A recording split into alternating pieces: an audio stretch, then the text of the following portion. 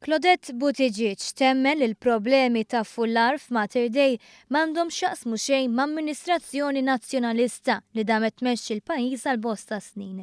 Ippruvat tagħti din l-impressjoni meta tlieta filgħodu organizzat konferenza tal-aħbarijiet. Illum qed ngħidulkom affarijiet, mhux illi ħloqnihom aħna. Buttigieg għamlet referenza għal rapport li jsir mit-tmexxija tal-isptar bilan li jittieħed rendikont tas-sitwazzjoni minn żmien għal żmien u kif din tista' titjieb. Mitluba tikkumenta dwar kif waħda mill-problemi ewlenin hija l-fatt li nbena sptar żgħir, Buttigieg li għamlet żmien taħdem mal-eks Ministru tas-Saħħa Joe Cassar ħarbet milli twieġeb. Responsabbli mill-problemi f'Mater Dei. Mela le. Fis-stqarrija l-Gvern fakkar kif għall-kuntrarju tal-Gvern ta' qablu, il-Gvern preżenti jara fejn għandu problema u jaħdem biex din tissolva. Fost diversi proġetti semma li qed tinbena binja li telet ħdejn l-emerġenza.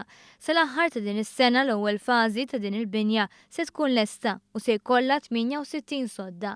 Dan flimkien mat ta' proġetti oħra fosthom l-użu mill-ġdid tal-Isptar San Luqa.